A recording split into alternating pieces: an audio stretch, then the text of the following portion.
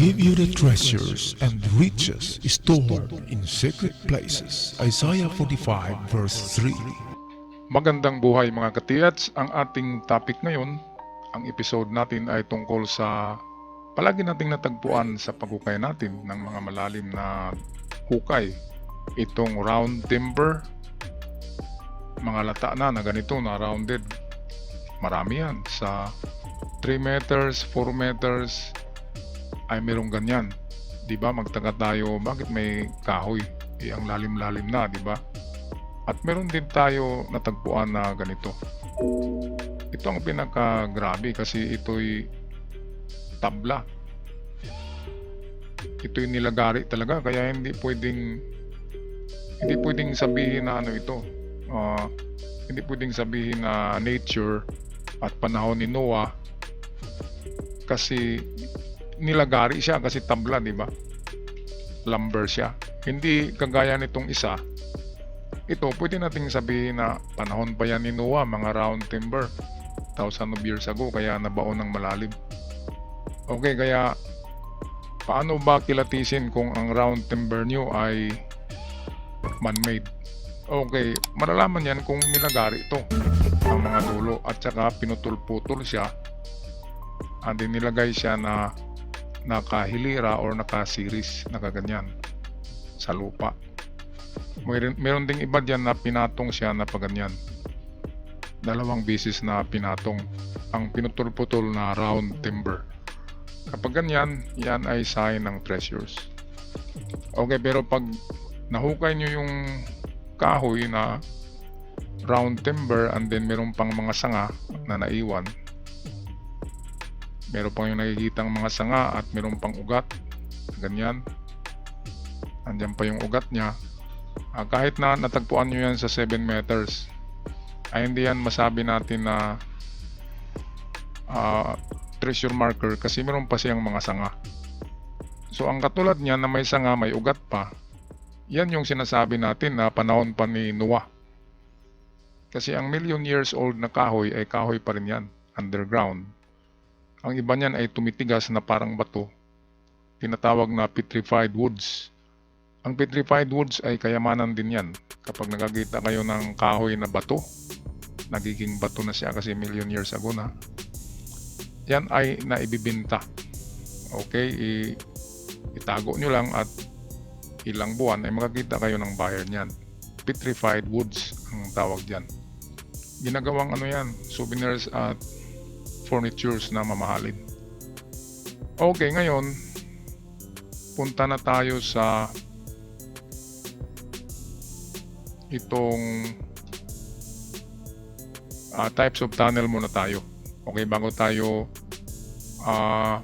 gagawa ng tunnel na mayroong mga kahoy kung saan hanapin ang item. So dito muna tayo sa itong mga nakuhaan na ganitong mga diagrams.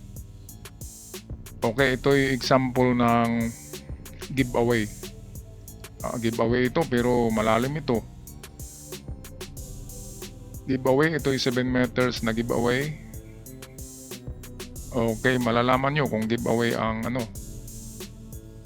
ang nahukay nyo kasi makikita nyo itong mga bote, jars, plato, basag na bote, basag na plato, basag na jars, basag na banga. Yan ay makikita sa 2 to 3 meters. Pero kapag dito nyo nakita yan sa ibabaw, sa 1 meter lang, hindi yan marker for treasures. Yan ay tinapon lang. Okay, ito yung unang layer na hukayin nyo.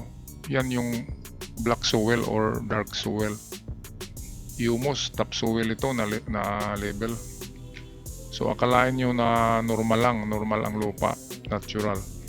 Pero pag dating nyo sa 2 to 3 meters ay nag-iba ang kulay ng lupa and then mayroon ngang mga basag na bote. Kaya yan, pwede na yan na treasure. At nang magpatuloy kayo sa another 2 meters plus 2 meters ay nakakita kayo ng mga bato na iba't ibang kulay pero hugis itlog. Ayan, mga itlog. Iba't ibang size yan. Pero iba't ibang kulay din. So diyan magtaka na kayo bakit iba't ibang kulay itong bato at bakit mga bilog, mga itlog. So yan, marker, ibig sabihin patuloy pa rin sa baba.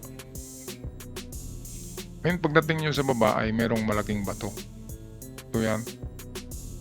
At malaking bato yan, sa top view niyan ay merong butas dito, banda butas. And then meron din dito. So ang butas niyan ay ganyan, no? So pointer yan. Ang ibig sabihin, ito na butas papunta roon. Ito naman na butas ay pababa. So ito yun ang nangyari. Another 1 meter galing dito. Ito, malaking bato doon na malapad. Ay narito ang isang box. Kaya meron siyang ito. Ito yung butas. At dito naman patagilid na butas nagturo sa kanan. So drifting ay narito ang isang box. Okay, pero kung diretsuhin nyo, tamaan nyo talaga ang isang box. Pero dahil hindi nyo alam ang kahulugan ng butas sa dalawang bato, dalawang butas sa isang bato, ito, nagaganyan yan. Pero hindi siya true and true. Binutas lang siya ng malalim. So yung isang butas, ito, nagturo siya sa isa pa. At itong sa itaas ay sa baba. Kaya kung diretsuhin nyo, natamaan nyo ang isa. Pero hindi nyo alam na mayroon pang isa. Okay, so yan, giveaway yan. Mga nakuha na yan na diagram. Ito naman, malalim-lalim ito. Umabot ito ng 60 meters vertical. Malalim ito. Kasi meron na siyang golden Buddha at merong bunker sa baba. Pero minsan lang kayo makakita ng bunker na galing sa ibabaw ang papuntang baba lang. Karamihan talaga ng bunker ay pagdating sa 15-14 meters ay mag slant at merong hagdan and then mag horizontal na naman. So yan ang karamihan na pattern. So pagdating sa 14 slant, mayroong hagdanan para makababa ang general and then slant tsaka yung bunker na rito. Pero dito, ito yung kakaiba, nakuha rin ito. May nakakuha na ng ganito na diagram. So paghukay niya, dalawang layer ng lupa. Una ay black soil, pangalawa ay parang clay, may pagkadilaw, and then charcoal. And then pagdating sa baba ng charcoal ay pera na. Mayroong mga barilis, mayroong drums of old coins. Silver and copper old coins. So baril-baril yan. Barilis, drums. So milyones na rin yan kasi mga antique yan na coins. So kapag naka-encounter kayo ng makapal na charcoal, 1 meter ang kapal, sa baba niyan ay mayroong item. Pero hindi pa yan yung final. Ngayon, pag nakuha nyo itong drums, hukay kayo, kakita kayo ng buhangin, ng red clay, at ng parang buhangin na galing sa dagat. Akala nyo wala na kasi wala na nga. Ang nahukay nyo ay 6 meters na pero wala. And then pag didiretso pa kayo, makita nyo yung mga samurai or mga punyal ng Hapon or bayonet. Ang ibig sabihin yan ay meron sa baba. Kaya ito dito sa diagram, merong tatlong golden Buddha na 1 ton bawat isa. So 3 tons ito. Kaya napakalaking kayamanan. Ngayon tumigil na kayo kasi 3 tons eh. Kaya na, di ba? And then pag hukay nyo another 2 meters, wala, lupa lang. Pero hindi nyo alam, sa baba ay may simento. Merong bunker na malaki. At nariyan na yung big item. Kaya kung maghukay kayo ng ganito, dapat bawat 4 meters, every 4 meters ay mag-detect kayo. Detect, and then pag nahukay na naman ang 4 meters na lalim, detect na naman. Katulad dito, nang makuha nyo ang golden Buddha, kung dinetect nyo muli, ay madetect nyo itong sa baba. Okay, pero minsan lang itong diagram na ito yung mga minadali lang na klase na pagbaon. Kasi hindi na sila gumawa ng slanting na hagdan at horizontal na bunker. So ito yung minadali, klarong-klaro, at nilagyan lang nila ng bato sa ibabaw. Okay, ngayon balik na tayo sa kahoy. Ito, halimbawa, gagawa tayo dito ng tunnel. Okay, so ito ang ating tunnel. Kasi kahit kami ay naka-encounter ng mga ganito, mga kahoy. So halimbawa, ito na yung ating hukay.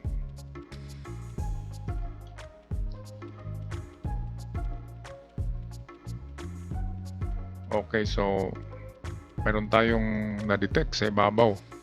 Sabihin natin meron tayong scanners, meron detectors or dowsing. So meron tayong na-detect. And then ang paghukay natin dito, ito, okay, tinanggal natin yan, 4 meters yan.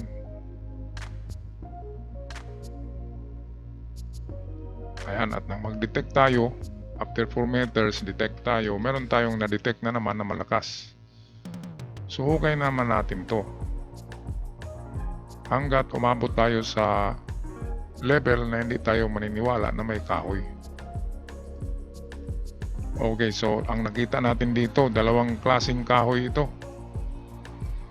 Pwedeng mga tabla na ganito. Yung nahukay namin noon ay mga lumber na 3 by 5 inch. Kwadrado talaga ng mga lumber, nilagari. Sa lalim naman yun na 20 meters, talagang malalim na. Kaya magtaka ka kung bakit merong ganun.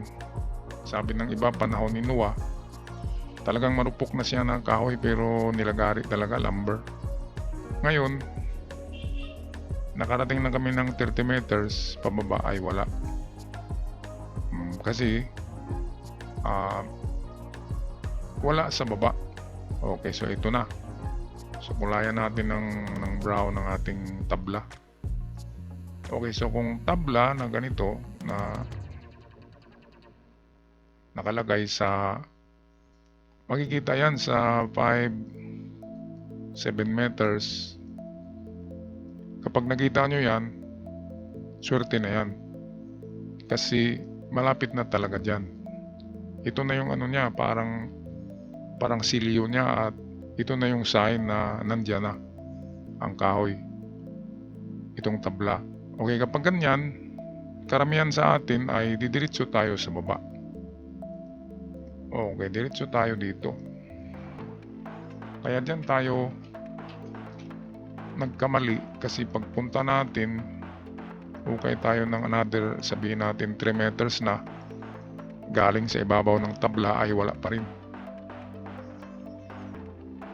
So ibig sabihin ay naligaw na tayo. So dito pa lang sa tabla, dito sa level ng tabla, ang ibig sabihin yan ay oops, hinto muna. Okay, oops, hinto muna tayo. Anong gagawin? O galing dyan ay hukay kayo ng 2 meters lang. Yan, galing sa tabla 2 meters lang para masigurado na meron or wala sa baba ng tabla. Ngayon kung wala, saka kayo mag-isip ng drift to east, drift to west, and drift to south and north. So ibig sabihin, mag-mushroom pababa, mag-T. Ang ating tunnel ay ganito na sa baba. Okay, kasi ang kahulugan yan ng tabla na yan ay change direction. Ibig sabihin ay mag-change direction na tayo, hindi na tayo bababa. Pero hukay muna tayo ng 2 meters, saka tayo maganyan. Yung 2 meters na pababa, yun ang panigurado na wala talaga sa baba niya. Saka tayo mag-drift. Okay, at sa pag-drift natin sa apat na direksyon ay tatamaan talaga natin dyan ang item. Ano bang layo ng drifting natin papunta dito sa item? Okay, ang layo niyan ay equal sa lalim. So kung ang nahukay nyo ay 6 Sabihin natin 8 kasi nakita nyo sa 7 ito. So, sabihin natin 8 meters ang lalim. So, ang drifting niyan ay pinakamalayo din ay 8 ang paganyan. Pero pwedeng nasa kalagitnaan lang yan ng 8 meters. So, ang panigurado ay 8 kasi yan talaga ang proportion nila. Kung nakita nyo yung mga puno na may pako, yung ganyan, kapag may pako na nasa itaas and then ang height niya ay 7 meters, so ang layo ng item ay 7 din, and then ang lalim niyan ay 7 meters din. Merong proportion kasi yan kung magamit sila ng trigonometry. Okay, so kahit na round timber ang makikita nyo dito mga ka-TH, kahit na round timber ay ganun pa rin ang kahulugan. Na hukayin natin ang baba ng round timber 2 meters ang lalim, at kung wala, mag-drift na talaga tayo, change direction, papunta sa 4 na direksyon. Kaya unahin nyo lang ang east kasi yun ang pinakamarami na merong laman, and then opposite west kung wala sa east, panghuli na yung north and south. Okay, so yan lang ang aking may bahagi sa inyo mga ka-TH tungkol sa misteryo ng mga kahoy at tabla sa ilalim ng lupa. Ako'y magpaalam na hanggang sa muli. Maraming salamat.